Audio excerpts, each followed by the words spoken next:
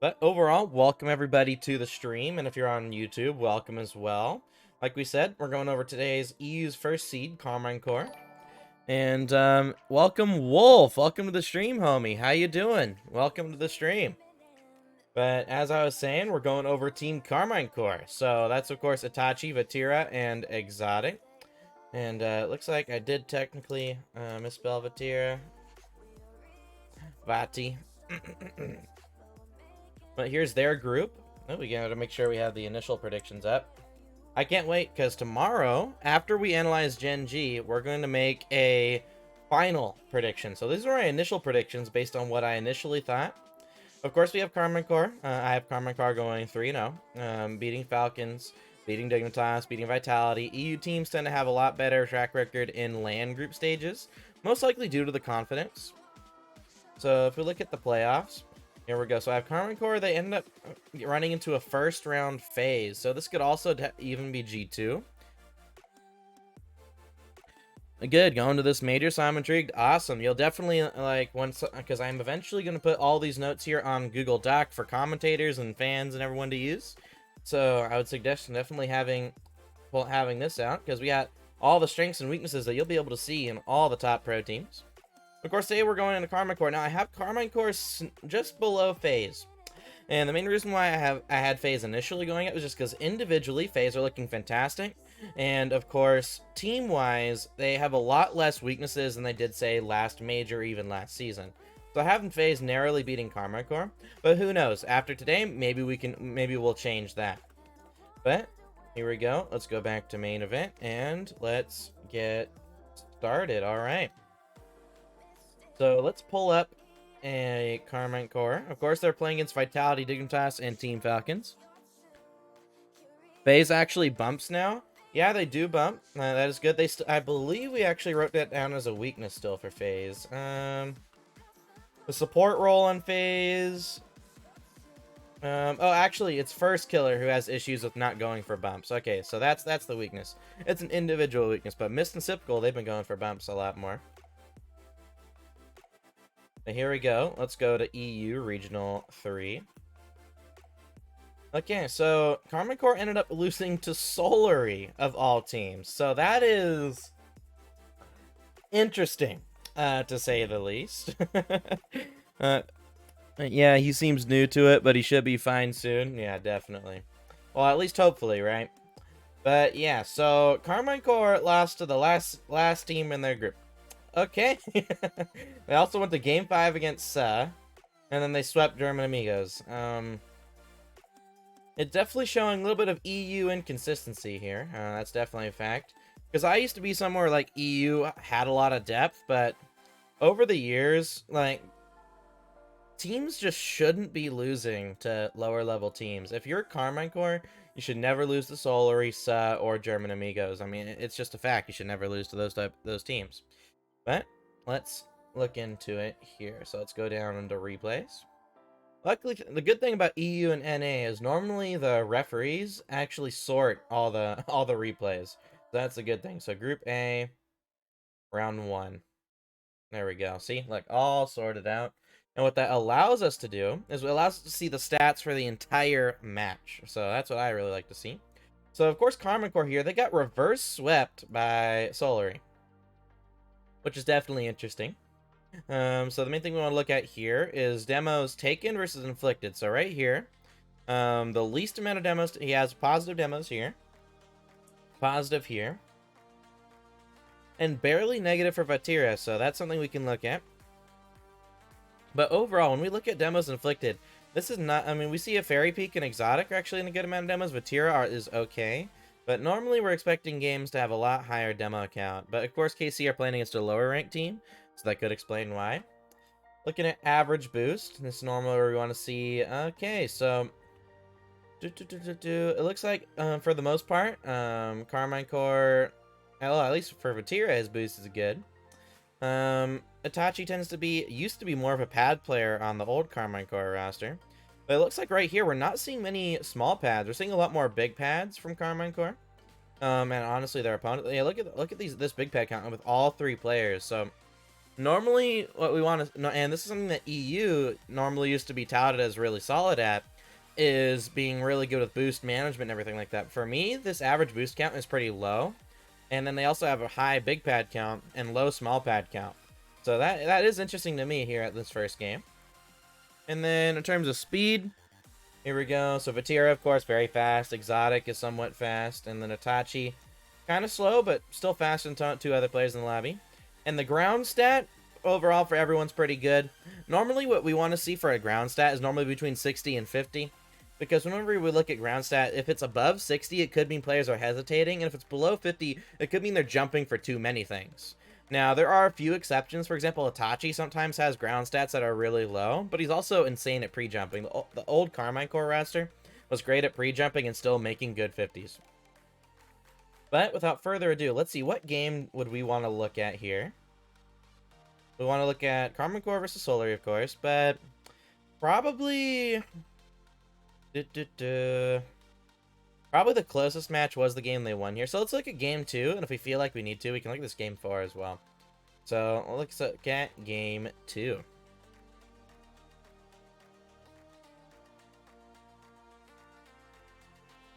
You think that getting big boost is ruining KC structure? So that's the thing. So like stats tell us a little bit. It tells us something to look out for.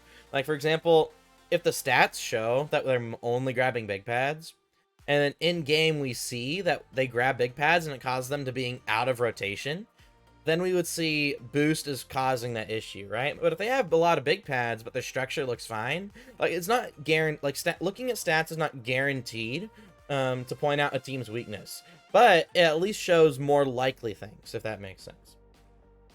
But the one thing we want to make sure that we're looking out for, so whenever we look at a pro team, we're looking at a couple of things. We're looking at to make sure that the team understands possession. This is one thing we're going to be looking for, and making sure that the last thing we're going to be looking for when we're analyzing any pro team is making sure they're covering the 3 necessary areas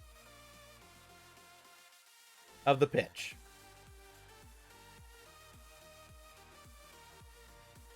So, possession, normally pretty easy to understand. And because at the end of the day, in order to score, you physically need the ball, right? So is there any logical reason why you should ever give away the ball if you need it to score? No logical reason, right? Now there are a couple of objections, excuse me. Normally the first objection is, well, what if I have 0 boost? You as the first man can still have the ball and lose the 50 back to your teammate and maintain that team possession, right? But also keep in mind that some people have the objection, well, what if your teammates have 0 boost? Then in my personal opinion, they failed to grab boost and pads getting into position. So the first thing we're going to be looking at here, for when we look at any pro level team, is we're going to look at make sure they're handling possession properly.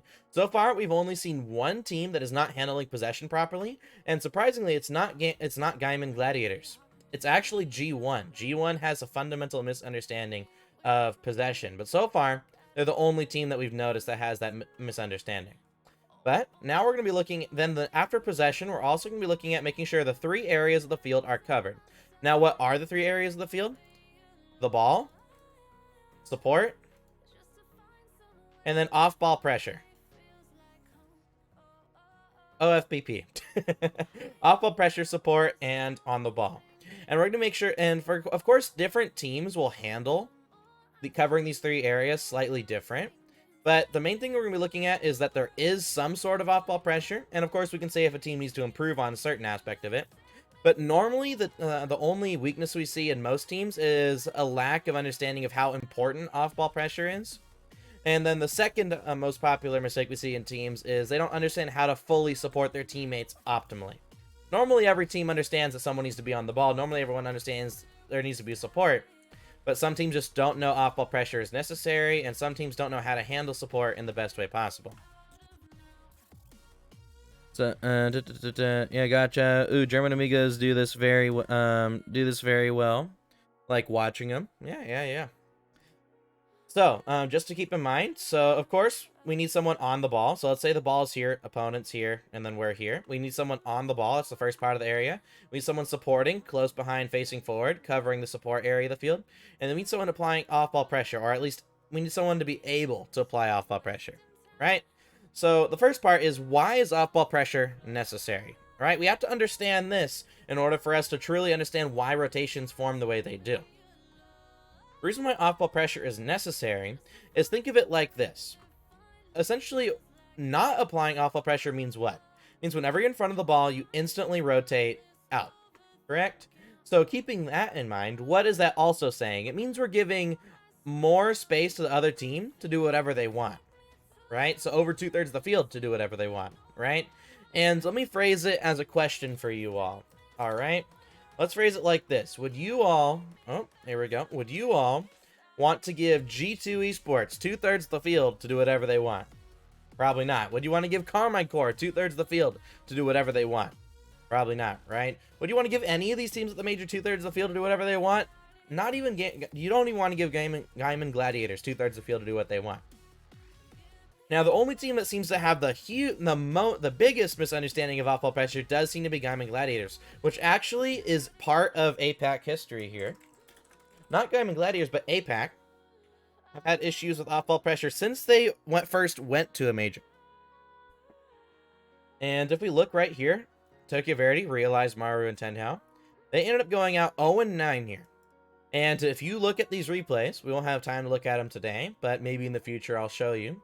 But for example, you look at these replays, 0-9 for Dignitas, Ground Zero, and G2. And most people say, well, don't Tokyo Verdy have less mechanics? Yeah, they do. But they have enough mechanics that if they are rotating properly, they could at least take a game or two against different major teams.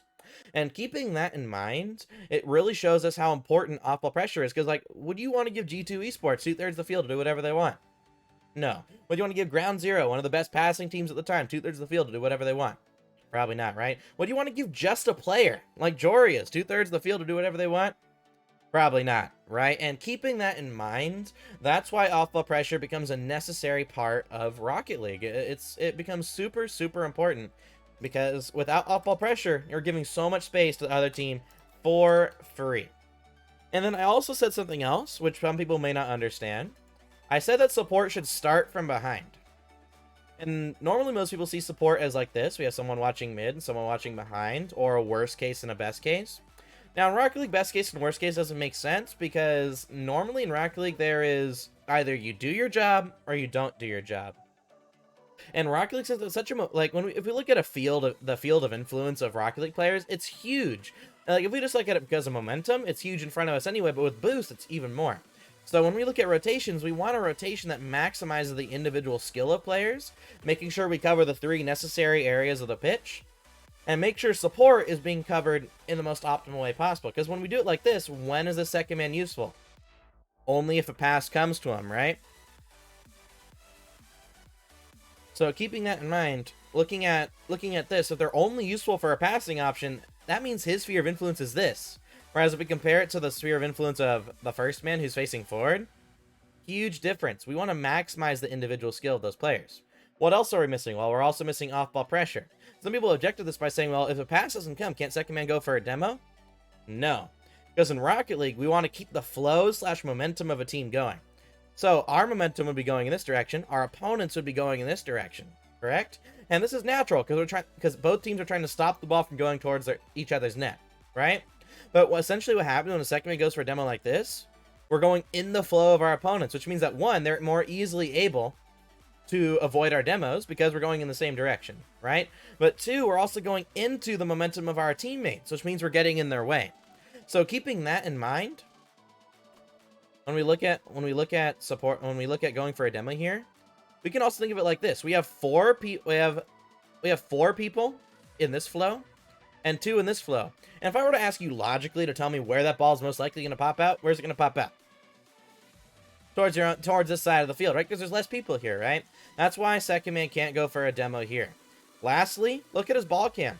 If a third man on the other team is rotating back or is just right here, and you might be able to flick off ball cam, but most likely you still won't see him. So what happens when you ask for a pass from your teammate? Intercepted every day of the week. So again, not maximizing the individual skill of that player. And then lastly,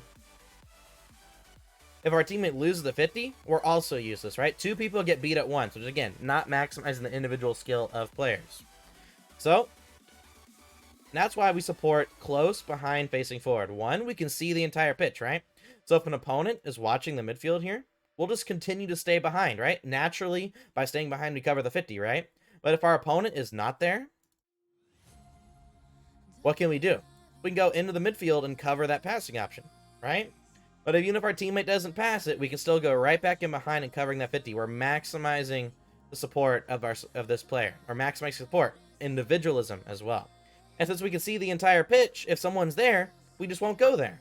But if no one is there, we can actually see that no one's there and go there for a pass. And of course, since second man is covering all of support, first man's covering all the ball, that means our third man is able to cover all of off-ball pressure. Now, of course, third man can't turn back on the offense because he's having that same flow issue, which is why the end of the third man's rotation does go behind second man close facing forward. So, of course, I assume everyone understands why supporting from behind now is done from pro players, or at least the top teams of pro play do this. But also, why do they support facing forward? Because if our teammate loses the 50 and we're facing backwards, by the time we turn around, the other team's going to get the ball, right? But also, why do we support close? Well, there's a very basic analogy to keep in mind. When let's say I throw a basketball at you, are you going to keep your arms locked out in front of you and just catch it with your hands? Or are you going to bring the ball in, catching it with your hands still, but bring it in close to your chest, not with your arms locked? You're going to do the second option, right? Now imagine you're holding a baby. Are you going to hold the baby in the palms of your hands, arms locked out in front of you? Or are you going to hold the baby close to you? We're going to hold the baby close to you, right? Now, what's the main similar idea in both those things? You're supporting close. And that's why in Rocket League, the analogy also fits. You want to support your teammates close, right? So keeping that in mind of wanting to support close, like, can we support from far away? Sure. Can we hold a baby with our arms locked out in front of us? Sure. Could we catch a basketball with arms locked out in front of us? Sure. But in all those instances, it's a lot harder to do. It's not as efficient. And it's also slower. Right? And in the case of the baby, it's also unsafe. Right? So that's why we want to make sure that we support close. And the only individual thing I'm going to be looking at from pro players is making sure they understand the idea of reading the play, not reacting to it.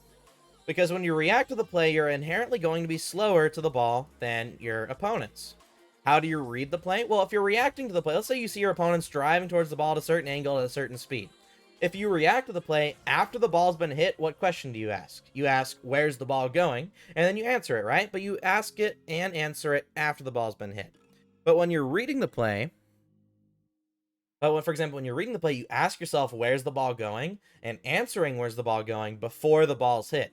And that allows us to pre-position ourselves. So that's how we're able to support close and not be worried about the ball getting hit over our head. Because if we read the ball's getting cleared over our head, we can just take possession after we know where that ball's going, right?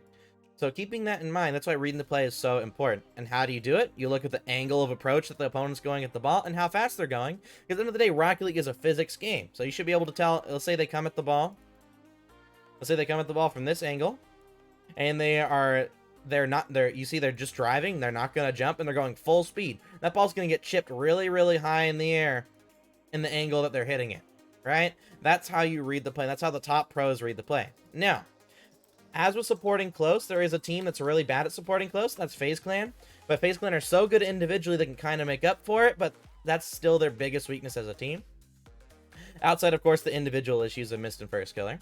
And then if we look at players such as Knight, he has issues with reading the play versus reacting to it. Ahmad on Falcons has issues with reading the play. Atao, all of crew have issues with reading the play. So keeping that in mind, reading the play is still something that's difficult, but normally these players are so good mechanically that they can actually make up for the fact that they react to the play. But there still are a couple of goals that are scored on, especially in Ahmad's case, due to him reading and due to him reacting to the play rather than reading it. But of course, YouTube, welcome back if you skipped ahead to this part. But at least in regards to Twitch chat, when you know what we're analyzing, let's continue.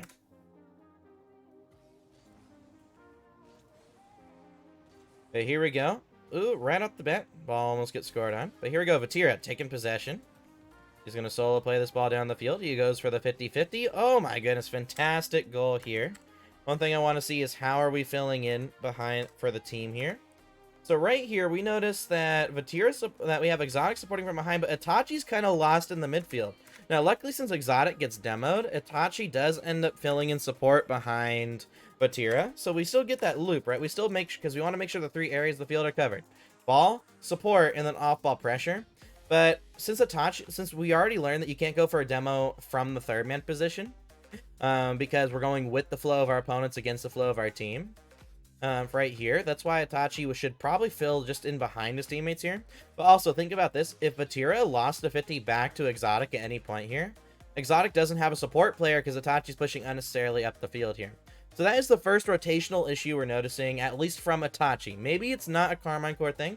We won't know if it's a Karmine Core thing until we see Vatira and Exotic make the same issue. But we will have to keep in mind, with Itachi here, he does look very lost in this situation. But luckily for him, Exotic gets demoed, so Itachi ends up filling in support behind Vatira. But of course, if Exotic didn't get demoed, that'd be 2 players covering the same spot, which of course is not very optimal. But still, Vatira, he's got the mechanics, he's got the 50s, completely obliterated K-Dop on that one. Great job.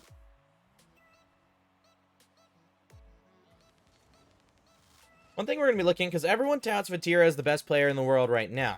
So, and I think it would be weird to say that he's at least not in contention for being best player in the world. So it's going to be interesting to see, because for example, when we look at First Killer with FaZe, everyone touts First Killer as being one of the best players in the world, and yet when we look at his rotational weaknesses, his individual smart weaknesses, look at these weaknesses that we have here for First Killer. That's a lot of weaknesses for what someone who's considered the best in the world. But of course, individually, he's so mechanical and so good, he's able to fill in for most of his mistakes, even though he has a lot of issues. But for example, let's see if Vatira is like First Killer, in which he's very, very good individually, but he has to make up for his own mistakes, or if he just really is a good overall player. Because this could be, for me, what puts Vatira as the best player in the world, if he has less weaknesses than First Killer, while at the same time being individually as good. And I'm from NA too, so you can't say bias if I say Vatira is the best. Here we go, we see possession. So that's the one thing we're noticing right now from Karmine Core. Karmine Core understand the importance of possession. And I do want to see how Itachi supports here for his teammates, because he fills in support behind Vatira. Okay, he is supporting from behind, and he reads the play really well here. I do want to see it from his POV really quick. So here, whenever Itachi knows he's support, it looks like he does it really well. Vatira fills in, pass it to Exotic. Itachi fills in behind Exotic. This is great. Close behind, facing forward, like we talked about. So right off the bat, we're seeing that Karmine Core's structure, very, very solid. But it looks like it's not solid enough to the point where sometimes we see players a little lost on the pitch at times. Or not optimally rotating. So here we go. We see... Again, we're seeing 2 people in the same spot a majority of the time here. This is not a one-time thing we're noticing from Karmine Core. We have 2 people in the same spot. So for me, I'm gonna look at Exotic here, because Exotic, he does initially wait for a pass here. Because what ends up happening is Itachi is 0 boost, so Exotic fills in second here, which is fine, and the midfield's open. That's why Exotic's here. But then instead of covering, and then it looks like Exotic just doesn't read where that ball's going, and then that's what ends up making him. And then he just. Honestly, it looks like a little bit of a misrotation there from Karmine Core. I don't know if it was a misrotation, but for me, this should have been Exotic's ball every day of the week. Because the thing is, I don't know if a lot of people understand this about high-level game, is that comms in Rocket League, they're not necessary to know where you need to be. Comms are there to build confidence. For example, if you make a decision, comms can be there to help build confidence in your teammates and you making that decision. But also just to give extra information. But for example, Exotic here, he fills in second because he knows Itachi's on 0 boost, and he could have picked that up on Itachi's boost getting stolen, but Itachi probably also told him he had 0 boost. But Exotic knows the midfield's open here, so he goes mid. But then if you know the pass isn't coming, you want to fill in behind and cover the 50-50 and be ready for that shot. But since Exotic, he's turning away from the ball as if it's happening, which means he's reacting to it, not reading where that ball's going. And keeping that in mind, that's what makes him backwards of this ball instead of waiting for this ball. This should have been Exotic's ball every day of the week. But since he ends up reacting to the ball, he's in this really awkward situation where now it should be his ball. But Itachi now probably has a better angle of approach on it. And then Itachi, since he knows that it was supposed to be Exotic's ball, doesn't probably want to go for it. And then that's what caused all the issues there for Karmine Core. And look, Itachi was forced to give away the ball at that point in time rather than keeping possession. Now, I would still like Itachi to try and maintain possession there, but it's at least understandable in that situation. But right off the bat, we're seeing a couple things from Karmine Corp. Either maybe because it looks like they have the structure down for the most part, but we've seen Itachi's gotten lost one time, and Exotic is reacting rather than reading the play. So I'm gonna stick on Exotic here for a second. Oh my goodness, how did he miss this ball? Yeah, I don't understand how he missed. But here we go. Back over now. Itachi's going to get that ball. Exotic, he's going to fill in for support for Itachi. But then, okay, so he does. So when it comes to slower plays where there's not as much pressure, it looks like he's able to read where the ball's going on clears and slower plays. But when it comes to 50-50s, he has a little bit more issues. And it could have just been a one-time mistake as well from Exotic, but it is something that we're going to have to keep in mind here for Karmine Corp. But here we go. Exotic pops the ball up to Itachi. He's going to fill in second behind Itachi. And then, ooh, again, we see this from... So it looks like it's becoming more of a team issue. So Vatira here, he ends up going upfield for a pass. And then ends up being completely useless to the play here. Because, again, just like we talked about, since he's going with the flow of the opponents, it's a lot harder to actually get demos since he's going with the flow of the opponents. He's also getting his teammates' way. But also think of it like this. If Itachi tries to lose the 50 back to Exotic here, Exotic has no support player. So, again, it looks like the structure of Karmine Corp is not as solid as some of the other teams we've seen. Oxygen actually looked to have a more solid structure than Karmine Corp. But the thing is that Karmine Corp are just individually really, really solid by what we can tell. Vatira does end up having he looks like he was trying to force high there. Maybe just messed up a little bit. But yeah, I think we're starting to see a little bit more. So one thing we're going to keep in mind going for the rest of this replay is we want to see is it looks like he has a similar issue to OSM, Max, LCT, Kaka, and Knight, where he can read 50s and he can read where the ball's going on slower plays, but when his team's under pressure, he tends to look a little bit more nervous, right? So this is what we're going to be putting here. So for Exotic. So there we go. We got an individual issue for Exotic that we're going to keep looking out for. This can still change, right? We're not just saying this is a full-on mistake, but we're going to be looking for this for the rest of this replay because it happened a couple of times. And then for Vatira, we saw it from Itachi and Vatira, where they push up the field as the last man. So I'm going to stick here on Exotic to see if that issue continues. So I do want to see some off-ball pressure here from Exotic. Okay, great. He was going for the demo there. Because it looks like they do understand support is a necessary part of the game, but we sometimes do see that last man. So I think they know how to play support. I think they know how to be on the ball, but I think they don't know where that third man goes. I think that's the biggest issue we're seeing with Karmine Corp is their structure is solid when it comes to the first and second man, but they don't know where that third man's supposed to do / go. And this is the goal here, Vatira. So here Exotic is supposed to support behind, but again, look at that, Itachi cutting across the field as the last man back again. Let's look at this from Itachi's POV. So Itachi, he's last man back. He's behind his teammates here. He has 0 boost, but even though there's nothing really to worry about here, he just pushes up the pitch like this. It looks like he was maybe filling in first man there, so maybe we could put this down as a misread. But again, Exotic is supposed to be supporting Vatira here. Instead, Itachi goes middle here when nothing is happening. Now he and Vatira are caught completely up the pitch. Exotic is last man back, and that's how they get scored at. Think Vatira did the right thing after being out of position to go for bumps.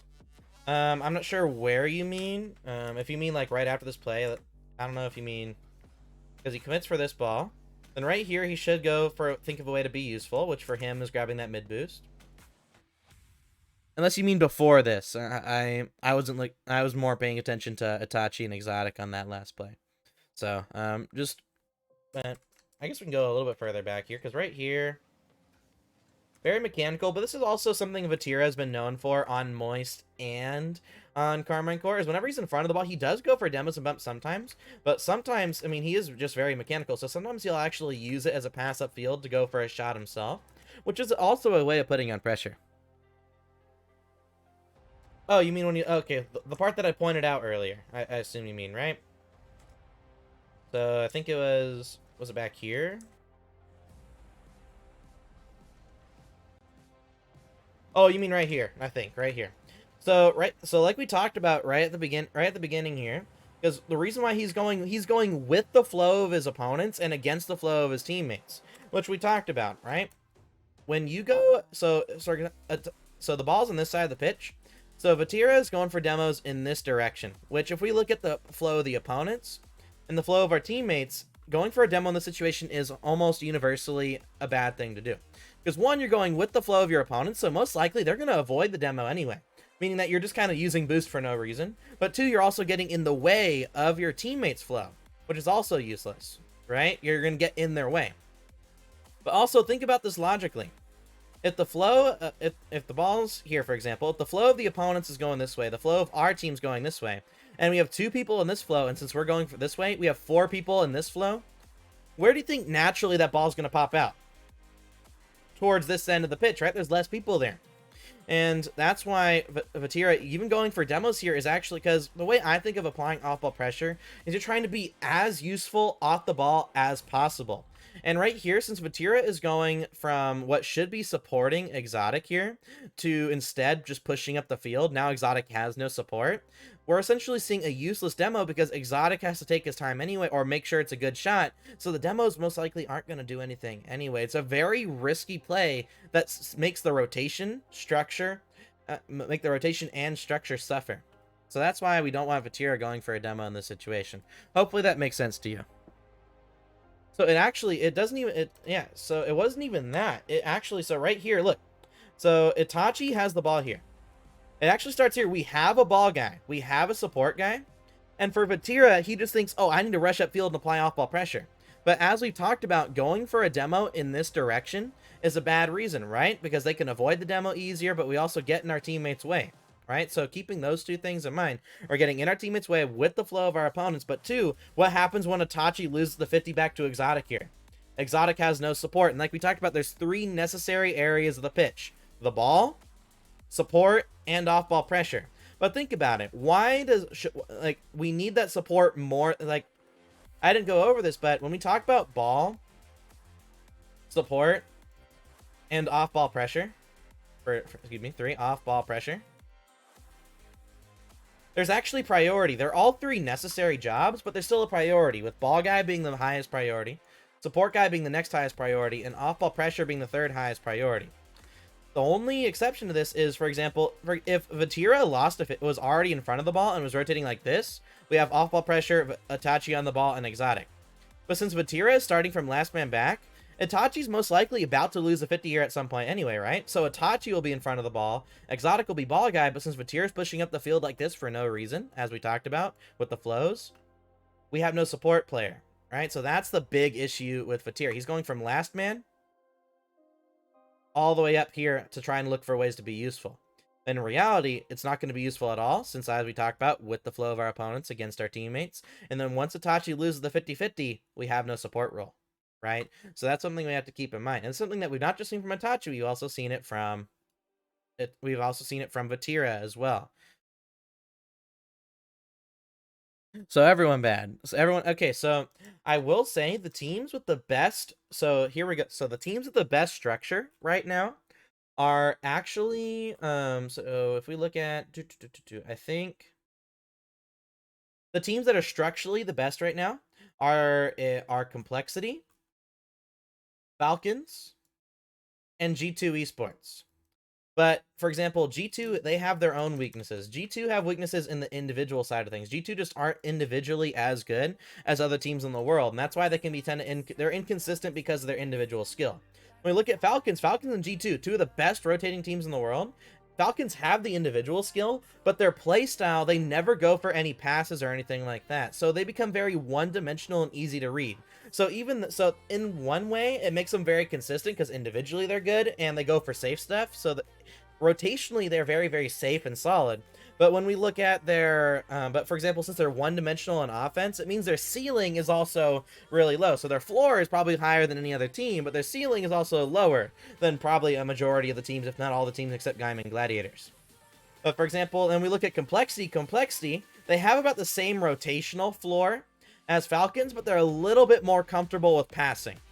Individually, they're roughly the same. I think you would give Falcons a little bit more of the edge on the individual side of things, but not much.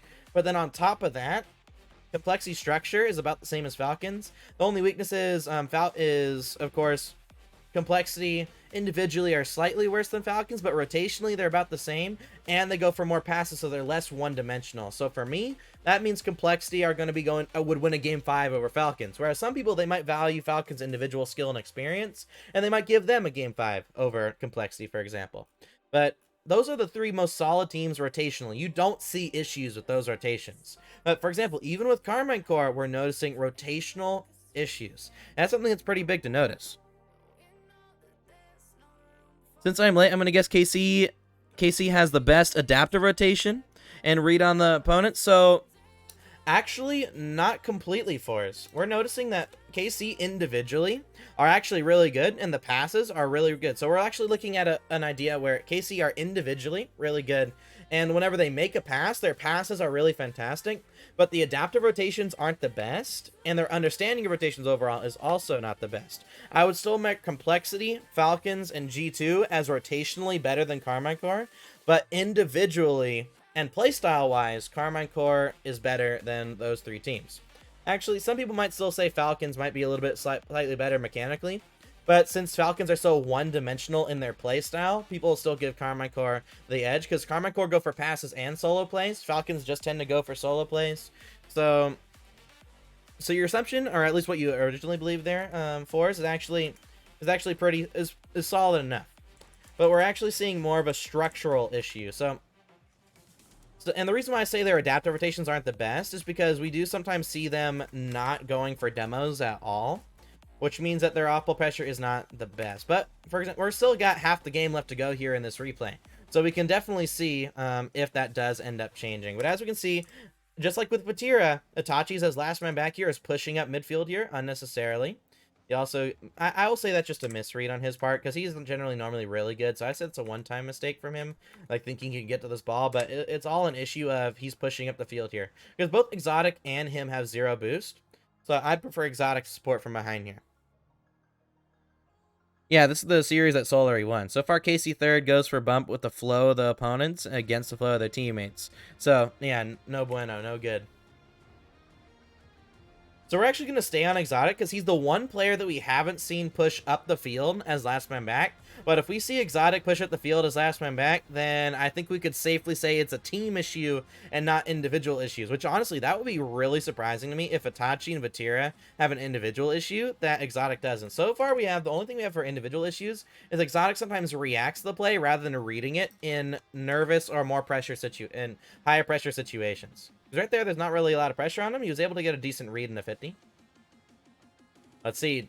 Don't push at the field. Yeah, again, it's one of those structure things. You see, like, this is the 3rd time in a row that we've seen 2 KC players be in the exact same spot.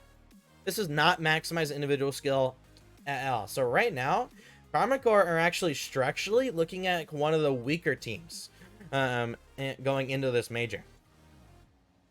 Now, individually, they're still really good. Don't get me wrong. Karmine Corp individually, insane. But structurally, look at this. Even Solary, a team like Solary, is able to mess up the structure of Karmine Corp.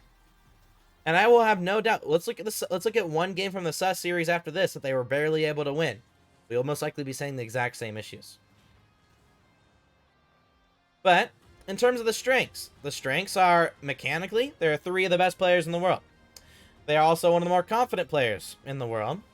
And then also they are very fantastic at passes, executing passes, reading passes, and going for passes. However, since their structure is very old, we definitely see a lot of weaknesses that other teams should be able to exploit. They either sit there awkward with 2 people playing the same ball, or one goes for demos without support. Exactly.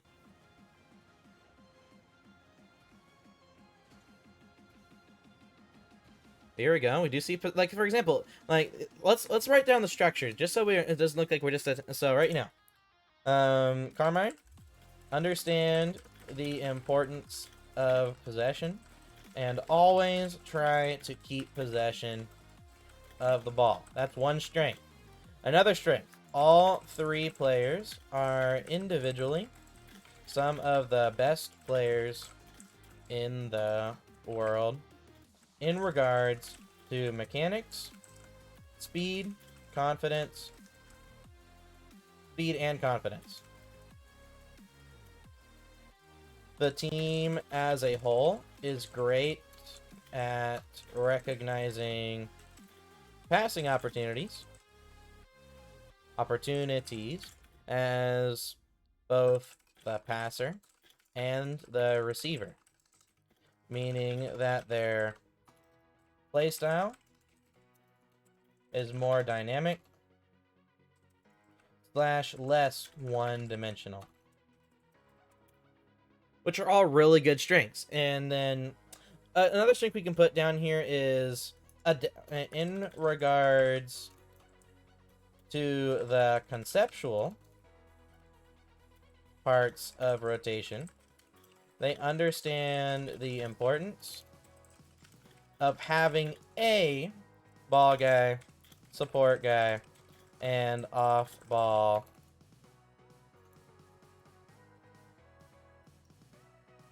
pressure guy. But for example, we put down their weaknesses. Karmine's rotational structure is weaker than most. They utilize all three players do not understand the priority of different jobs on the field, nor where each position should be. Due to this, we see players not maximizing their individual skill and finding themselves either in the same position as a teammate or filling in a lower priority job earlier than a higher priority one. What is that priority again? Priority goes as ball guy, then support guy, then off ball pressure guy. So keeping that in mind, we could definitely the support does not always start close behind and facing forward, making the teammates confuse each other on who is supporting. Again, showing a lack of structure. There we go. So I think we have pretty much for the most part. Don't forget to add the fear factor they give to 90% of teams. Actually, that is something we have to keep in mind. Individually, all three players are respected by other teams, which can lower confidence of other teams. That's actually a factor that people don't think about, but it is something that you do have to regard. This is more, we can put this as an intangible. Something we can't measure. Individually, all three players are respected by other teams, or by most, which can lower confidence of those teams. But like we talked about before, so everyone, you're probably wondering, why am I taking just stuff from one replay at the beginning? Why am I taking something from one replay at the beginning of the entire event? Well, something that we've noticed throughout the entirety of this deep dive analysis is that normally you don't get more mistakes as a tournament goes on. Normally the mistakes you're already doing tend to get worse as a tournament goes on, or maybe get slightly better if they were nervous at the beginning of the tournament, but they're still the same mistakes get made throughout the entire tournament until the players work on fixing them. That's why, for example, we're seeing issues here in this replay right here, but we're also going to be seeing the same issues in these replays. We're going to see the same issues in these replays. If anything, as the tournament goes on, those issues get worse. So that's why we look at series going from the group stage all the way up. But of course, I think we found these issues. We found the strengths and weaknesses of Karmine Corp. So now we're going to look at Itachi and Vatira to see if there's any individual skill issues that we're noticing with either one of these players. Because I think, because T-Bates brings up pretty heavily that at the fall major, Itachi had the most individual issues at the major. Hey, JJ, how you doing, homie? Welcome to the stream. I think T-Bates really brought that up, so that's what I'm really interested in, because if Itachi has not fixed his... Because one thing is that a major, even more so than a regional, will just make the weaknesses that a team already has even worse than, say, a regional grand final. And that's something that we have to keep in mind, just by being at the major. So keeping that in mind, we have to really see what are the weaknesses of Itachi and Vatira here. We saw Exotic's weaknesses. We can definitely see... Okay, so Itachi's padding is actually... How long is he on 0 boost? Okay, so he grabs 1 pad at... Okay, so at 50... Okay, so at 57, I'm still counting this as 0 boost. So at 57, the next time we see him get boost...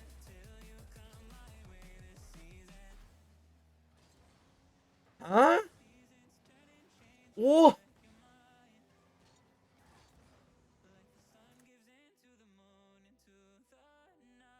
What the heck?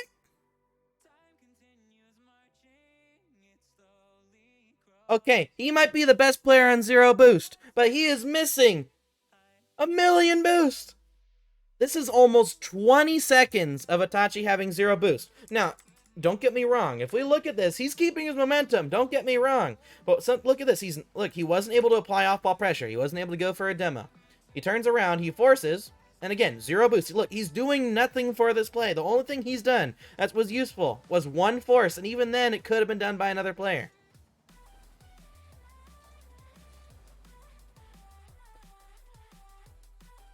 Oh my goodness, that's at 39 seconds, and he's still at 12 boost. And if we say 12 boost doesn't count, for example, then technically it's been over 20 seconds since Itachi last grabbed boost.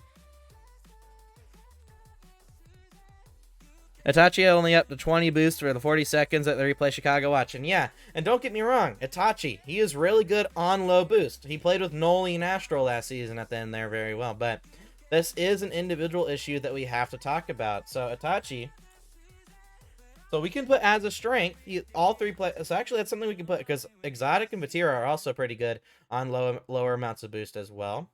But I don't think it's a strength. I think they're more like all 3 of them are pretty good. Like Itachi's the one who's like, it's actually a pretty big strength. But keep in mind, so that's something that we do have to write down for Itachi. Itachi is not maximizing his usefulness to the play when rotating, as he is not intentionally grabbing mini pads to his jobs of rotations. Meaning that even if he is in position, he is still not maximizing his individualism and usefulness to the team. So that is a big issue from Itachi. That's almost and it's definitely not good, but Chicago makes a point that a lot of players right now are fearing Itachi, not thinking he can still go for balls, and then keeps putting up pressure. But yeah, that's again, I would say that's also still an intangible. At the end of the day, he's not being as useful. So but for example, G2 individually aren't as good as other teams, so that could also explain why they're a little bit more worried, because like normally G2, once they have space, they use it. But as we've seen when we looked at G2 earlier in these deep dive analysis, it does become a big issue. But we're gonna finish off looking at Vatira here in for the rest of this replay, just to see, does Vatira have any individual issues? Because I think Itachi is really close to being able to be as solid as Vatira. But the one thing we see with Vatira is also really good without using boost. But the thing is, he still has boost. So for me, it's more he's better at boost management than Itachi, whereas both of them are good on lower boost. Look at this here. Oh my, almost a solid shot. I'll say Itachi definitely needs to pick up pads more often. Yeah, like, don't get me wrong. Itachi looked fantastic on Zero Boost.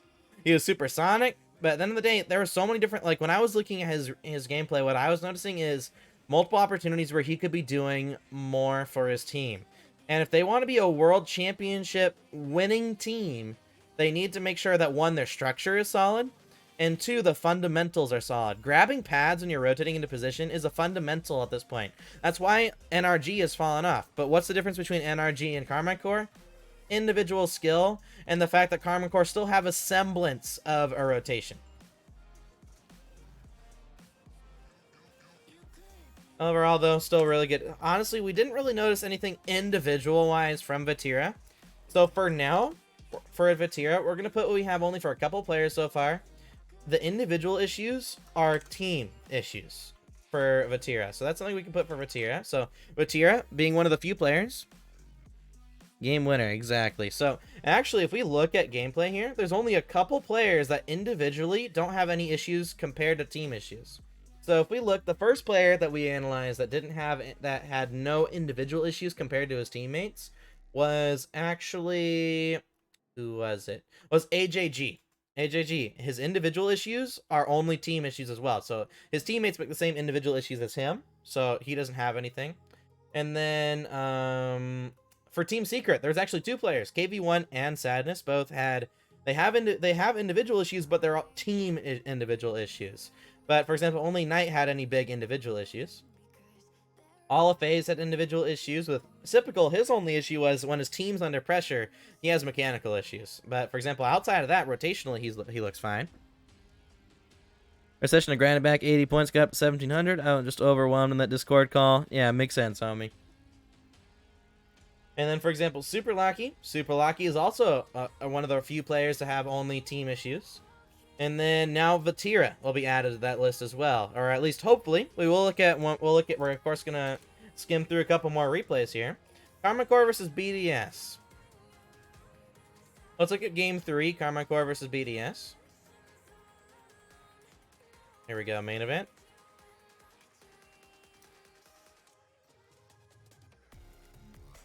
All right, so playoffs, quarterfinals. Of course, we want to look at the stats here momentarily, see how they compare to the last replay. One thing we're looking for is that we want to see positive demos. So right here, positive from Exotic, at least neutral. That's good for Itachi. And Vatira actually getting demoed more than he's avoiding demos, so that's an issue there. After your BDS game, do game 3 of the grand finals, that regional? Yes, sir. That's what we're most likely going to do. We do see that there's better, because we can definitely see why is Itachi so low here. Like, look, he has low average boost. Extra somehow even has even less boost. But look, he has a big boost count, and he does have more mini pads than he did other series. But of course, this is the best of 7. So, but for example, this is still very low for Itachi standards. And then ground stat. Overall looks good for everybody. Of course, Monkey Moon's probably the king of the ground stat because he knows exactly when he should fly for a ball. And he doesn't pre-jump unless he knows exactly what's happening. And, of course, he doesn't hesitate as well. That's why Monkey Moon's so solid on that front. And it's overall a slower game for Karmine Corp, what it looks like, and BDS. BDS fell off. Yeah, they definitely did. I said I was looking at game 3, right? So, here we go. So, don't get me wrong. So, when we look at Karmine Corp, Itachi, we talked about her earlier, like, he looks great when he's on 0 boost. But Vatira, and something I didn't get to watch the Chicago video yet myself. But for example, if you watch the Chicago video, did he ever bring up how good Vatira is on 0 boost? Did you review BDS yet? Well, BDS aren't going to the major, so we haven't analyzed them yet. But, of course, one thing we're going to be looking at is that we're going to most likely be seeing, and for example, we're not going to be seeing any new mistakes from Karmine Corp as the tournament goes on. We're probably just going to see the mistakes they're already making get worse. But, of course, Vatira, again, just so good. But I think for me, like, look at this. We look at Vatira. Individually, very, very mechanical, great on 0, but there's no weaknesses as individuals from Vatira. Whereas when we look at First killer. Yeah, first killer, a lot of mistakes. So, honestly, I think after today, Vatira might be my best player in the world.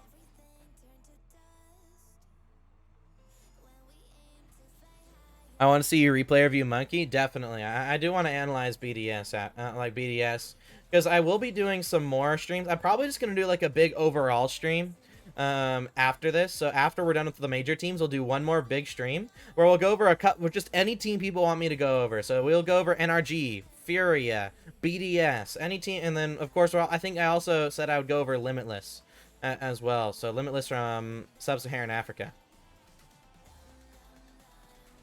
Yeah, we can definitely see Exotic's individual issues of reacting versus reading the play still is a big case for, is a big individual issue for him. But for example, Itachi, the only individual issue we've seen from him so far is he has a rough time grabbing boost. But as you can see, even with low boost, he can still do his job. It's just he's not as useful. Vatira has been my #1 for almost a year now. Yeah, but for me, I have never analyzed Vatira. For example, it wasn't until very recently, because for me, whenever I look at a professional team, I tend to analyze the teams with the best structure when I'm coaching lower level players. So whenever I'm analyzing teams, I'm analyzing the teams with the best structure. But for example, that would be teams like G2, that would be teams like Falcons, and now, I didn't know this, but Complexity have a really good structure as well.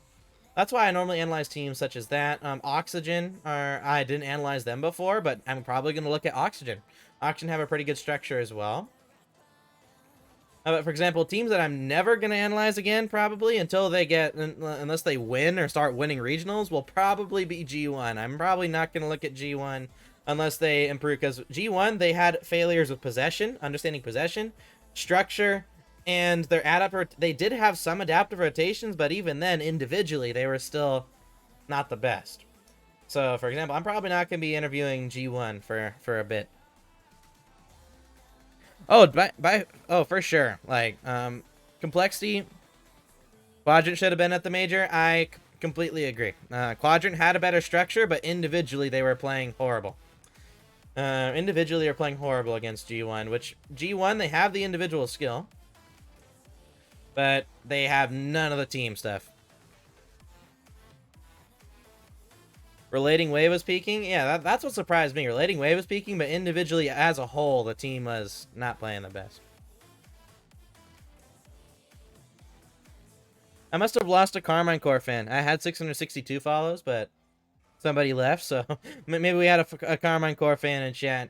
I said, oh, Karmine Corp rotationally aren't the best team in the world. Oh no, I've offended somebody.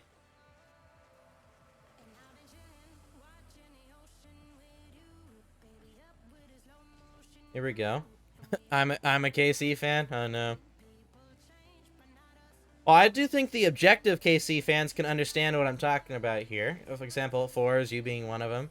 We can definitely see the structure of KC's rotation is what's hurting them the most. But they're so good individually. Like, they don't have any, like, Karmine Corp, they have next to no individual weaknesses outside Itachi's lack of boost and Exotics reads versus reacting to the play. Or reacting versus reading the play. And adaptively, they're still good. Their play style, they're still very dynamic. They look for passes and solo plays. They mix it up. But their biggest issue is actually structurally. So that could be why Karmine Corp sometimes have really bad group stages online.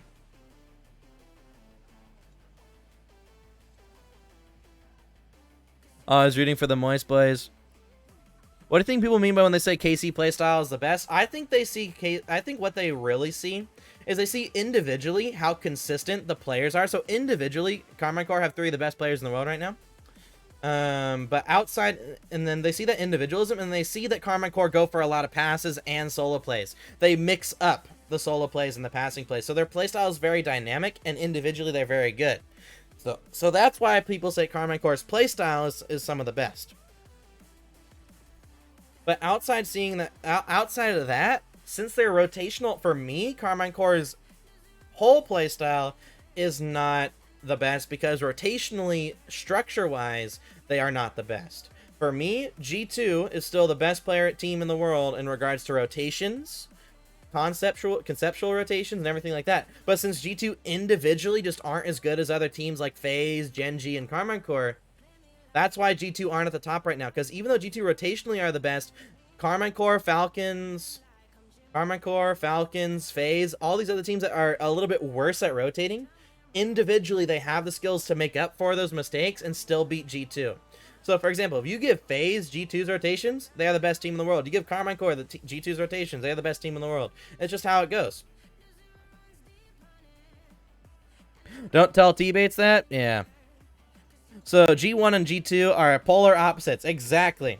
Well, even G1 didn't understand possession, so G2 should still be able to beat G1 off of concepts alone, because G1 also had a failure at misunderstanding possession. G1 don't have possession or structure, but they do have adaptive rotations and a playstyle that allows them to pass.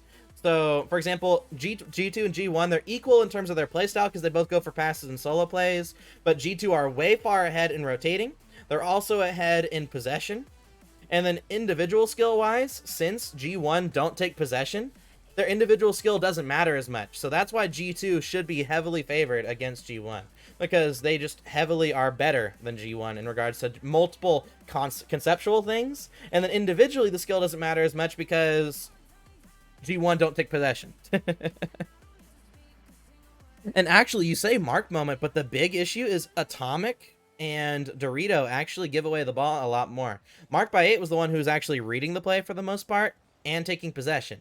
Now, mechanically, he doesn't look as consistent as his teammates, don't get me wrong, but he's the only one actively trying to take possession, which for me right now puts him ahead of his teammates, because rotationally, he's reading the play, and he's also trying to take possession compared, but as a whole, the team doesn't seem to understand the importance.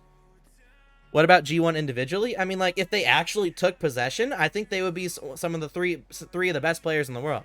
But since they have that team misunderstanding of not taking possession, we don't get to see any of those mechanics. And that's the big issue with G1.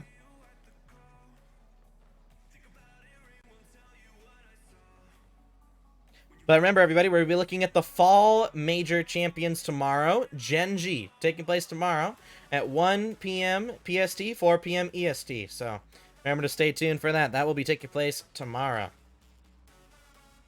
Got you with the beat. I think a lot of the kids that are in school will at least be able to watch that too. So really good finale for that part. As you can see, Itachi and Vatira both fantastic at reading the play, but as you can see, the structure of the rotations is what's causing most of Karmine Corp's issues right now, because we sometimes see them in the same situation, but individually, they're just better. I mean, look at this, Exotic. Does texture to that ball, and then just able to put it in the back of the net. Yeah, so that's what's going to be interesting for me, because we did a test run for analyzing. We actually showed Chronic had one major issue in regards to reading the play sometimes, and then Nolan, apparently Jack, tend to not know who should go where without comms, which shows a little bit of an issue in structure. But for example, there's not a lot of issues from Karmine Corp. I mean, at least from Gen G when we looked at them after regional too. But everyone, I think we've cemented the issues for Karmine Corp. Vatira, best player in the world. My personal opinion. I think nowadays, look, like for example, who are the best people that people say are the best players in the world right now? Vatira and First Killer. I think individually, mechanics-wise, First Killer might have the edge on Vatira slightly, but not enough to cement him as the true best player in the world. Because look at these weaknesses from First Killer. There's just so many. First Killer has more weaknesses than Sipical. He has more weaknesses than KV1 and Sadness. He has more weaknesses than Jorius. He has more weaknesses than AJG. He has more weaknesses than Super Lucky, for goodness sake. But individually, he's so good he can make up for a lot of those mistakes. Whereas Vatira, he's slightly worse mechanically than First Killer, and yet has no weaknesses. I think, after analyzing this gameplay, I think Vatira is just cemented as the best player in the world at this point. Mentality-wise, mechanics-wise, he's probably second best to First Killer. But in terms of lack of weaknesses on the pitch, he is definitely first place, especially compared to First Killer. So, anyone wanting to know what my best player in the world right now is? Vatira. But who knows? Maybe that'll change over the next split. Especially because right now FaZe are actually improving. So I could see First Killer lessening those weaknesses. But we're going to look at one more replay here, folks. I think Auction and Karmine Corp won't be looking. I think someone requested Game 3 from the Grand Finals. Excited to see Zen next split. Oh, Dig was actually really solid. Dig on offense, rotationally, are great. So on offense, Dig understand rotations better than most teams, actually. And individually, they don't have a lot. So Dries tends to cut unnecessarily. Andy had issues with reading the play, and Evo had issues with not rotating back through pads. But they're all confident on the ball with great mechanics. They understand they have a great structure on offense. Actually, we can add that in because this is I just like put on offense here, which means structure-wise, Dig and Toss are a really solid team. But that's on offense, of course. On defense, they had really big structural issues on defense. So it looks like they don't understand how to play defense right now, and mainly it's because they don't have off-ball pressure on defense. Well, for example, for me, Vitality, look at Rodosin. Rodosin has even more individual issues than First Killer. And then overall, the team overall just isn't that solid individually, which is weird to say because Al54 used to be mechanical, but I think Al54 is getting some of that bias from when he was one of the most mechanical players in the region. Because looking at the replays, he is still not the best. He is not the best in the region right now. For example, I think if Zen replaces Rodosin's only big skill was goal line defense, but he had a lot of weaknesses outside of that. So Zen could literally come in for Rodosin, and Vitality would probably be top 2 team for me. And even if he replaces Sizen, I still think Vitality would be okay. But I will say, of course, I don't know what Zen's playstyle is in threes as much. I haven't really seen much threes gameplay from Zen. But in terms of replacing weaknesses, I think if he replaces Sizen, he fixes Sizen's weaknesses. If he replaces Rodosin, he fixes Rodosin's weaknesses. If he replaces Alpha 54, he replaces Alpha's weaknesses. But I think the player with the most weaknesses right now is Rodosin. So keeping that in mind, Zen would probably be his best fit would be in place of Rodosin, since he just would be able to fill in for those weaknesses. But I assume Vitality are going to be looking to try and maximize the strengths of Zen rather than fixing weaknesses, since that's just what EU teams normally go for, strengths over weaknesses. So keeping that in mind, I could see Zen replacing Sizen.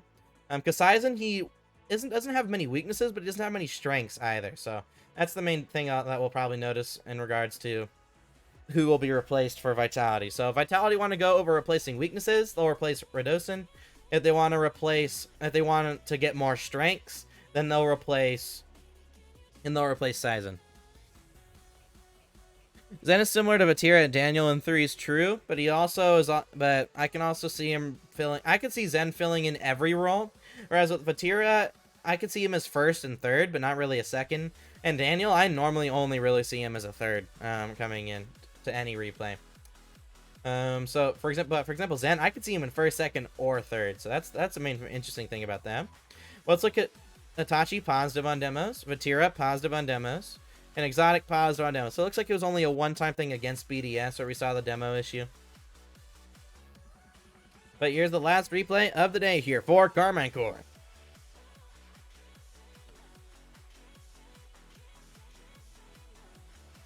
Here we go. Let's look at Vatira. I mean, I just said that he's the best player in the world. We got to make sure he has no individual issues at the end of the day. He's going to fill in support behind Itachi here. He reads where that ball's going. He should take possession here. Great possession. Gets a shot off as well. He's just so fast. So mechanical, great at reading the play.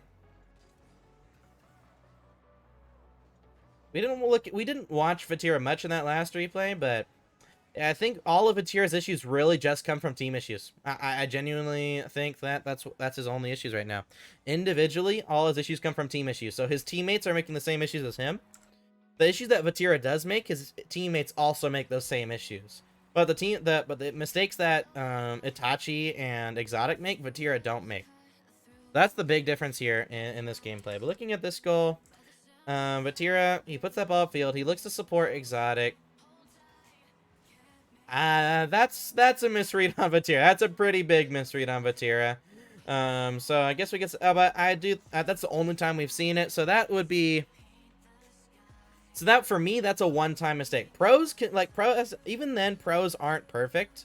But for example, if I'm Vatira, I only ever want to see one mistake in a series max. At least in a best of 5 series, I want to see one mistake from Vatira max. In best of 7 series, maybe 2. But at the end of the day, Vatira, he just normally don't see mistakes at all from him. He is as close to perfection as we currently are right now compared to any other player. Misread, yeah, like I said, I'm letting it slide. It's one mistake from Vatira. But for example, if we start to see it this entire grand final, then of course, then it would be an issue that we have to put down. But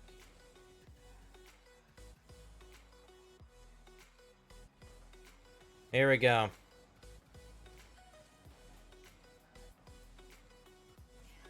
But yeah, we can definitely see. But for example, Liquid have a way better structure than Karmine Corp, and individually, some people would say Liquid are on par with Karmine Corp. The only thing Karmine Corp has slightly better, maybe, is that Karmine Corp are just slightly better individually, and they are slightly better at passing the ball. So I think that's why Karmine Corp is still slightly above Liquid. So, but in regards to that, Liquid have a way better structure, which goes to show that if Karmine Corp individually aren't playing as confident, or they don't have that fear factor, that intangible, as they do against some teams, we could see them lose to a better structured team. And that's how we see Karmine Corp. They normally win, but the one time they lose is because the team they're playing against has a slightly better structure. And it's a phenomenon that you can see in all ranks in Rocket League, where you can see a rank B team beat a rank A team. You can see a B+ team beat a rank X team. You can see a rank X team beat a pro team, especially in EU. And it just goes down to the fact that teams that have better structure, even if they are lower level individually, the better structured team can still win. That's why I think everyone's still rooting for G2 going into this winter major, because at North American LANs, the last time G2 had a bad North American LAN, I believe, was Season 6, I believe, was the last time G2 had a bad North American LAN in regards to RLCS. RLCS Season 6, they ended up getting, I think they were like next to getting double first rounded. So I think they won one series and then they lost the next two. That was in Season 6, so they didn't get anywhere near. But for example, at RLCS Season 7, they got top 2. They didn't make Season 8, Season 9 they didn't make it. And then in the fall major in EU, 9th to 11th. Winter major, 1st. Spring major, I think they got 9th to 11th or 9th through 12th again, right? So, and then, but what's it called? You go to the World Championship, they get 2nd place. And then, actually, you can even bring in Gamers 8. They didn't do it well at Gamers 8 either. Granted, they were playing with a slightly different team, or if they weren't playing with slightly different, yeah, I think they were playing with Mist, if I remember correctly, for that one. But even then, still shows EU not in American LAN is pretty poor. So I think G2, they have all the stats behind them showing they're confident in North American LANs individually. And right now, since G2 individually aren't as good as other teams, all they need is a good start to this LAN individually. And G2 should be able to they should be major contenders. Gen G, of course, also going to be major contenders. Karmine Corp, I think Karmine Corp said they were nervous playing in front of the KC fans. There'll be less KC fans, so maybe we can see Karmine Corp really step up. FaZe, of course, I think this time FaZe have fixed a majority of their structural issues. So I think they're definitely going to be major contenders. Big issue is Chicago always plays better online than he does on LAN. Well, even online, that actually does make sense. If you actually look at Chicago's weaknesses. Oh my, we have to scroll for a while here. Chicago's weaknesses, he tends to go to the middle when it's not his time/turn, and if a pass doesn't come, he doesn't know where to go. Okay, he gets lost. And due to this being lost online, being lost isn't as bad because you can recover fairly quickly if something bad happens, but when you're on LAN, all those issues just become worse. And if he's lost online sometimes, on LAN, he's going to be even more lost, right? So it does definitely make sense that Chicago plays worse on LAN than he does online. For example, Drees, his issues tend to be that he plays a lot faster and he takes possession even more. He cuts some plays, but unnecessarily. That's why, for example, you look at Drees. Drees, when he was playing with G2 on LAN, Drees did look like the best player on LAN for G2.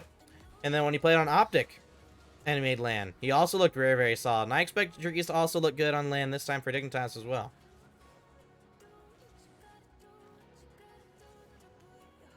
But of course, Optic Gaming, at the World Championship, they lost to a team that was structurally just a little bit better in Renegades. And Renegades individually had less weaknesses. Now, Renegades didn't have a lot of strengths last season, but they didn't have a lot of weaknesses either. And that's why, when we look at Renegades, they were able to beat Optic. They were able to beat Secret. And sometimes on LAN, it's the team with less weaknesses that win. There's only a couple teams in Rocket League that at LAN have the strengths determine their wins more than their weaknesses. A couple of those teams would be, for example, Karmine Corp would probably be one of those teams. Then, for example, Oxygen, another one of those teams where their strengths probably would do better when you're analyzing than, for example, their weaknesses. For Secret as well, any SAM team, to be honest. FaZe, you're probably looking at their strengths over their weaknesses. And even a team like Ground Zero. Ground Zero have a lot of strengths, but they also have a lot of weaknesses. Gladiators, people are going to look at them for their weaknesses, for example. But Karmine Corp, even with their weaknesses, they're still going to be considered a team because of their strengths. There's just certain teams that you compare strengths, some teams that you compare with weaknesses. But what do I think of my initial predictions of where I have Karmine Corp? The only thing I might change is since they have a lower... it all depends on if Falcons are afraid of Karmine Corp. I think it's more of an intangible. But for example, I think due to the structural weaknesses of Karmine Corp, I could see Falcons probably going to Game 5 with Karmine Corp. But outside of that, 3-0ing Dignitas. I think this makes sense. Dignitas have a very weak defense, and individually Karmine Corp are better. And then 3-1 Vitality. Vitality, they have a structure, but they're bad at adapting. Individually, they're not that good. Karmine Corp should win that. And then looking at the playoffs, we have them losing to FaZe. So this is the big interesting. Did I mess up on this prediction right here? That's the big question, because these are my initial predictions. KC winning the major, KC or Team Liquid winning. Nah, Team Liquid aren't winning a major by far. Team Liquid still have a lot to work on.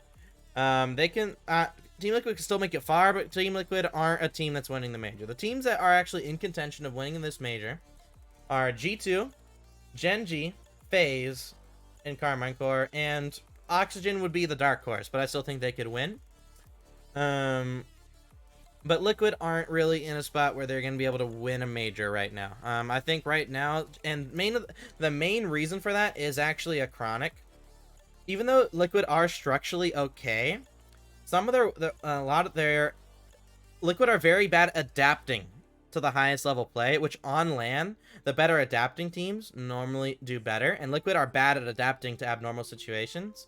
And a Chronic as second man also does not support his teammates really well, and that could lead to some weaknesses. So even though mechanically they're better than most teams here, we're probably going to see, I compared current Team Liquid to last season FaZe, where I can see Team Liquid consistently making top 4s right now, but until they fix those issues, we're not going to be seeing... I don't think they're in a contention to win a major right now. G2, they've won a major before. Like we talked about, they're confident individually. They could again. Gen G, definitely favorites as well. FaZe, looking like they've fixed their rotational issues. They're favorites. Karmine Corp as well. And Oxygen are also favorites here going into it. Are Gen G, FaZe, Team Liquid, and KC? My only question would be is I don't see where the Team Liquid is unless you're just a fan of Team Liquid. There's nothing showing that Team Liquid have a chance at winning this major. Of course, the only thing they have is any team can beat any team, but with the inconsistencies and adaptability, Liquid aren't able to do it. You believe, just like Queso? So it's more being a fan, you believe in them. All right. Yeah, but at least in terms, if I'm to say my objective teams, G2, Gen G, Karmine Corp, FaZe, and Oxygen. I think those are the only teams you could say have huge favorites. Now, Oxygen are my dark horse team, but let's say I just add Oxygen into my top 5, just teams that can win the major. Then the only teams that could pull upsets probably are Complexity, Liquid, and Secret, and Ground Zero. Those are the only teams that could maybe sneak in beating any of these upper level teams. For example, Ground Zero, they're looking very, very solid, strength wise and weakness wise. So for example, this one could be close, but at the same time, Karmine Corp, Ground Zero, it's their first LAN, so individually they might not do as good. I would say Oxygen can win, but I'm worried about Rise with very little practice. I'm not as worried because even with his broken wrist, he had less individual issues than his teammates for the most part. Where's Oxygen? Here we go. So so he has more, he cuts into rotation, but the thing is if you cut into rotation, sometimes you can make up for other mistakes by doing that. So like, for example, Rise probably has the least amount of issues on his team, even with, and it seems like mechanically he wasn't affected as well, so that's something to keep in mind. But everybody, tomorrow we are going to be going over the fall major champions in Gen G Mobile 1 Racing and seeing what their strengths and weaknesses are as individuals and as a team. And keeping in that in mind, tomorrow I'll also be doing a power ranking for the teams, and then I'll also be doing a final prediction for how I think these teams will do. So my big question is going in tomorrow is, do I change how FaZe and Karmine Core go?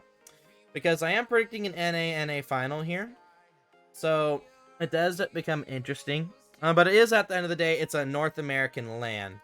So, and we don't got a Moist Esports / Queso this time. So maybe we do have maybe we can have Oxygen coming through all the way here. But at the end of the day, that would be predicting a pretty big upset, in my opinion, to see anything like that. So far though, Karmine Core, they can win this.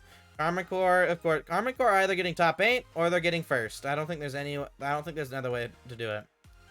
I think that's the main thing you have to understand. I think Karmine Core, they're getting top 8 or they're getting, maybe they get second, but I don't think Vatira is losing another NA Grand Final like that if they make it the Grand Final, so there's that to keep in mind. But thank you, everybody, for showing up. It's been a pleasure. It's been a pleasure doing these streams here. Once Vatira gets going, his team is unstoppable. They are not unstoppable, as we see by their weaknesses, but of course, they are definitely a very confident team. And I think no matter what, Karmine Core are going to be a threat at this LAN. The only team that can get the only team right now that could be unstoppable. Yeah, Squishy better. You can believe. I'm just saying, like, you're saying it as like it's objective fact. It's not. That's the only thing I'm correcting. You can believe what you want to believe. Like I said, Karmine Core can win. Oxygen can win. Liquid, Ground Zero, Secret, they could all be dark horses. I still don't, but they're most likely not winning the major. But overall, still solid stuff, and I can't wait to see how we analyze Gen G tomorrow. And remember, Gen G predictions and power rankings will be done tomorrow. So that's what will be done tomorrow. But thank you so much for everybody who showed up here. Man, stuck in Ground Zero, bro. All you gotta do is look at the strengths and weaknesses. All you gotta look at this. So many strengths here in Ground Zero's team. So many strengths. But for example, Ground Zero, they have more weaknesses than, say, Team Liquid and Secret. Actually, I think they have the same amount of weaknesses as Secret. Or Secret have slightly less weaknesses than Ground Zero, and Liquid have slightly less weaknesses than Secret. But individually, Secret are better than Liquid. And actually, if we look, that's actually reflected here in my initial predictions here. Ground Zero and normally round 1s are the least predictable. Ground Zero, they have a lot of strengths. Whereas Liquid, they don't have a lot of weaknesses or strengths. So I have Ground Zero going Game 5. Then I have Secret winning Game 5 against Ground Zero. And then Liquid Ground 5ing Secret. And the rest of them are 3-1, 3-0, 3-0. So overall, and then I think Ground Zero, they barely sneak in. With the head-to-head, they barely sneak in. But, yeah. But overall, for example, I still think that even if Ground Zero topped the group, I still think that Liquid have the best chance of making top 4. I think, actually, Secret probably have the best chance of making top 4 still. Out of Liquid, Ground Zero, and them. But in terms of who, it's completely unpredictable on who's going to win that group. But overall, hope you guys all have a great rest of your night. It's been a pleasure. And I hope to see you guys all tomorrow for Gen G. Have a good night, everybody. Peace.